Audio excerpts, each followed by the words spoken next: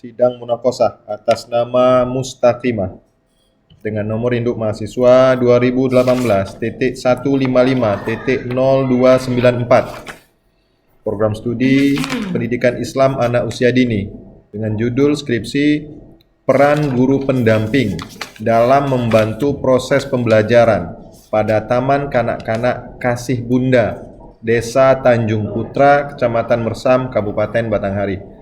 Bersama ini sidang kami buka dan dinyatakan terbuka untuk umum. Saudari Mustaqimah, kami berikan kesempatan untuk presentasi maksimal 7 menit. Oleh karena itu, manfaatkan waktu yang singkat ini sebaik-baiknya. Assalamualaikum warahmatullahi wabarakatuh. Waalaikumsalam warahmatullahi wabarakatuh. Yang terhormat Bapak Ketua Sidang, Bapak Khalid Ansori, SDMP. Yang terhormat Bapak Sekretaris Sidang, Bapak Iswanto, SDMM. Yang terhormat Bunda Penguji 1, Bunda Sukati, SPDI, MPDI. Yang terhormat Ibu Asia, SAG MHI selaku penguji 2, dan yang saya sayangi teman-teman yang bisa hadir pada hari ini. Baiklah, di sini izinkan saya, nama saya Mustaqimah, nomor induk mahasiswa 2018-155-0294 akan menyampaikan atau mempresentasikan skripsi saya yang berjudul Peran Guru Pendamping dalam Membantu Proses Pembelajaran pada Taman Kanak-kanak Kasih Bunda, Desa Tanjung Putra, Kecamatan Mersam, Kabupaten Batanghari. Pertama, saya akan membacakan moto saya. A'udzubillahi minasyaitonirrajim. Bismillahirrahmanirrahim. Wallahu akhrajakum min butuni ummahatikum la ta'lamuna shay'an wa ja'ala lakumus sam'a wal absara wal af'idata la'allakum tashkurun. Selanjutnya, yang menjadi latar belakang masalah guru di Taman Kanak-kanak Kasih Bunda, Desa Tanjung Putra, Kecamatan Mersam, Kabupaten Batanghari, berdasarkan jumlah alokasi siswa sudah mencukupi. Hanya saja, para guru merasa kesulitan dalam mengontrol anak-anak yang memiliki kecenderungan masing-masing dalam pola belajar dan bermain. Untuk itulah dibutuhkan peran guru pendamping dalam proses belajar mengajar di Taman Kanak-kanak Kasih Bunda, Desa Tanjung Putra, Kecamatan Mersam, Kabupaten Batanghari. Berdasarkan hasil pengamatan penulis saya melalui pelaksanaan Grand Tour menemukan bahwa pada proses pembelajaran anak usia dini menemukan hambatan atau kendala, yaitu perbedaan didikan orang tua anak dalam mendukung proses pembelajaran sehingga tujuan dari pembelajaran kurang tercapai secara maksimal. Selanjutnya, rumusan masalah ada 3. Yang pertama yaitu bagaimana peran guru pendamping dalam membantu proses pembelajaran. Yang kedua, apa kendala yang dihadapi guru pendamping dalam membantu proses pembelajaran. Dan yang ketiga, bagaimana hasil dari peran guru pendamping dalam membantu proses pembelajaran.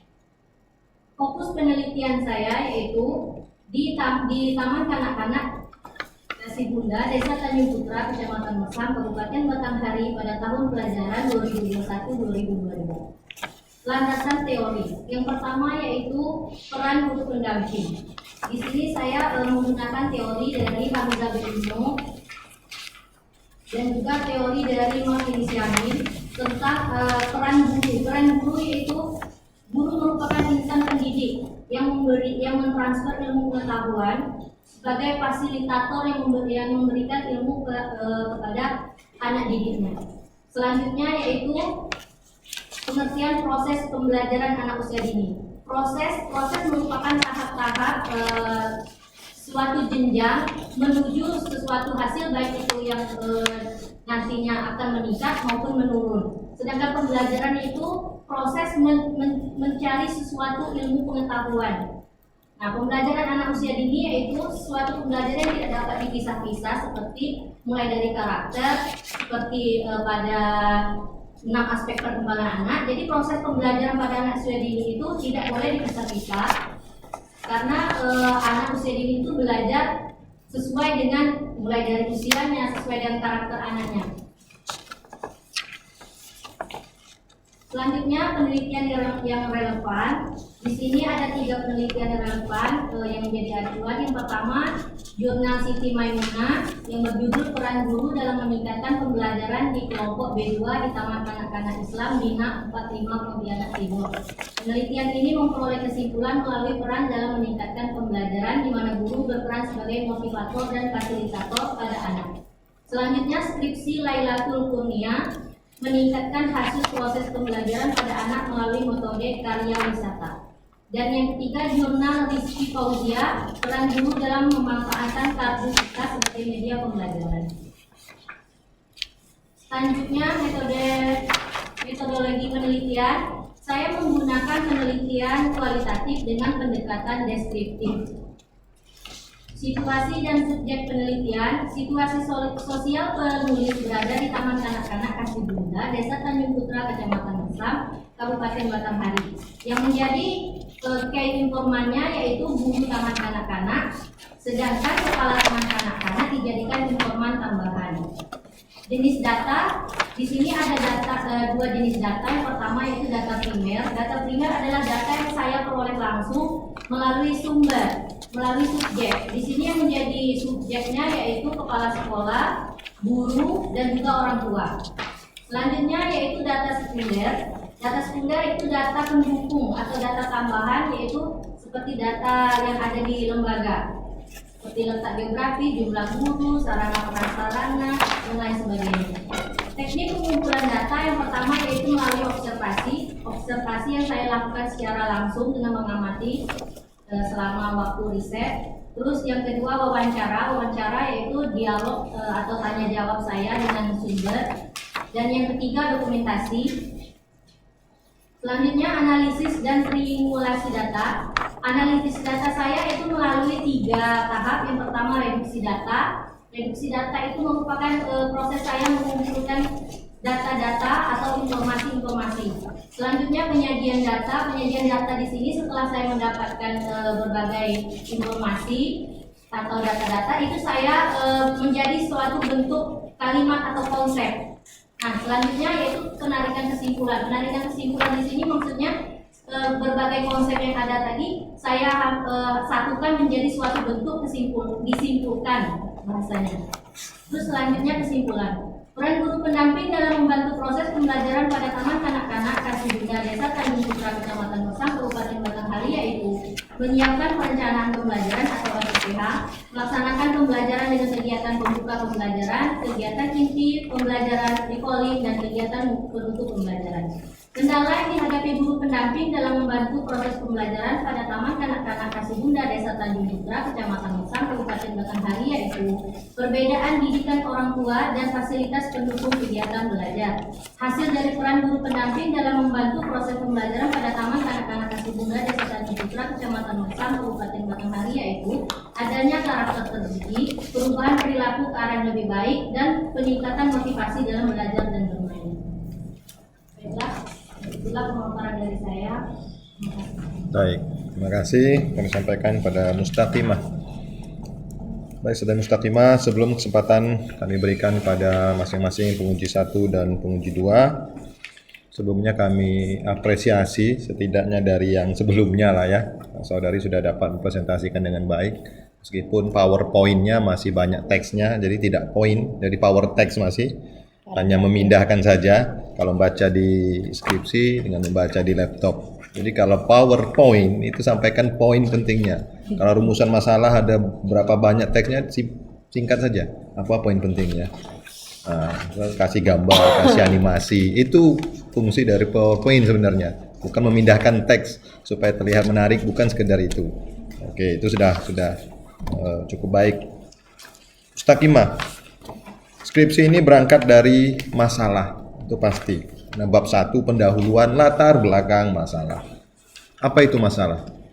Masalah itu sesuatu kendala yang ditemukan. Oh, masalah itu kendala. Artinya sama ya masalah dengan kendala. Ya, mirip-mirip lah ya. Jadi masalah itu di mana terdapat kesenjangan antara kondisi ideal, harapan-harapan kita dengan fakta, dengan kondisi yang ada saat ini. Karena kondisi realnya itu berbeda. Nah, itu artinya masalah. Contoh, harapanmu hari ini ujian munakosa, harapanmu dapat A, dapat nilai maksimal. Itu harapan. Kondisi idealnya ya seperti itu. Dapat A itu lulus yang sangat baik. Tapi faktanya setelah kita gali informasi dan lain sebagainya, saya tidak cukup meyakinkan. Bahkan dapat A plus, mungkin bisa saja tidak lulus. Nah, itu kan timbul masalah. Coba skripsimu ini masalahnya apa? Tema yang ingin kamu angkat itu apa? Kondisi ideal seperti apa dan kondisi di lapangan seperti apa? Sehingga terjadi perbedaan itulah masalah. Coba ceritakan. Jadi saya menemukan masalah, Pak, di lembaga ini ternyata itu tidak ada guru intinya memang semua gurunya itu masih guru pendamping karena belum ada yang berkualifikasi akademik S1 tahun. Nah, jadi disitulah saya menemukan bahwa ada masalah yang dihadapi oleh mereka karena mereka memang belum menjalani proses pendidikan di jenjang pendidikan PAUD tadi, Pak. Jadi mereka seperti memecahkan masalah bagaimana membuat APE, penunjang alat permainan seperti itu, Pak. Terus menghadapi anak yang tadi pola tingkah lakunya berbeda, Pak. Jadi mereka di situ sedikit kesulitan, Pak. Itu masalah yang saya temukan, Pak. Oh, jadi menurut siapa ketika guru itu belum mengikuti proses pendidikan, tidak mengikuti diklat, artinya belum dicap profesional, itu masuk kategori guru pendamping? Memang, Pak, itu itu disebutkan, Pak. Iya, ya disebutkan aja. Seperti di sini, Pak, ada ini undang-undang, ya sebutkan. Undang-undang, Pak, dikatakan bahwa guru pendamping itu guru yang belum berkualifikasi akademik S1 PAUD atau setaranya. Undang-undang pasal berapa, bab berapa? Undang-undang pasal 31 ayat 3. Itu artinya belum dikategorikan guru profesional, belum disebut sebagai guru. Oke. Apa yang terlihat di situ? Guru pendamping masih berantakan, belum bisa. Kalau untuk awal penelitian itu saya melihat mereka memang masih banyak kendala mereka hadapi. Terus saya melihat apa upaya yang dilakukan oleh kepala sekolah, ternyata dia sudah mengikuti guru-gurunya itu disuruh ikut seperti di kelas untuk menambah pengetahuan. Jadi dengan adanya proses mereka akhirnya belajar menggali dari informasi ilmu pengetahuan secara mandiri, akhirnya ada perubahan, Pak, ada hasil perubahan. Seperti tadi mereka bisa mengatasi anak tadi yang seperti perbedaan pola tingkah laku anak, mereka bisa menghadapinya, terus bisa membuat perangkat pembelajaran sudah bisa seperti menyiapkan PPH, menyiapkan ruangan kelas, tempat bermain anak. Oke. Di bab 4 itu kan lokasi penelitian, itu tidak komprehensif. Yang data yang kamu sajikan di situ. Ini kita jelas berbicara peserta didik, proses pembelajaran itu yang terlibat bukan cuma gedung, tapi anaknya itu berapa orang dalam satu kelas. Ada, Pak. Itu tidak di halaman berapa?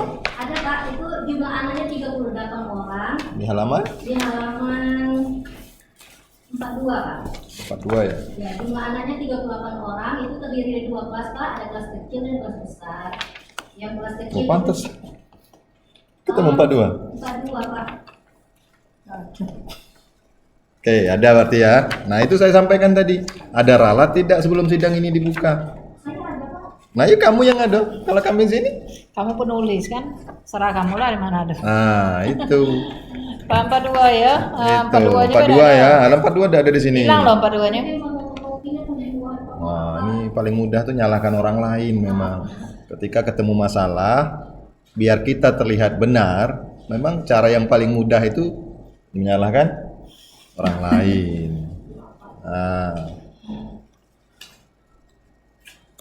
Udah ada Bu ya? Sepakat kita tidak ada ya? Nah, kalau cuma saya yang tidak ada, oke, di sini. Artinya memang ketiga-tiganya tidak tersedia. Nah, baik, ada ya. Nah, itu maksud saya tadi. Ketika kita bicara proses pembelajaran, kami ingin tahu berapa anak nih yang diasuh gitu. Nah, seberapa sulitnya mengelola proses pembelajaran kalau siswanya cuma 5 orang, 6 orang. Nah, tentu kan ya gampang guru pendamping yang tidak melakukan pendidikan pun bisa. Dari situ tidak kita lihat ya. Oke. Sebagai pengantar itu saja dulu. Berikutnya kesempatan kami berikan kepada penguji 1, Ibu Dr. Sukatin. Pada Ibu kami silakan. Terima kasih.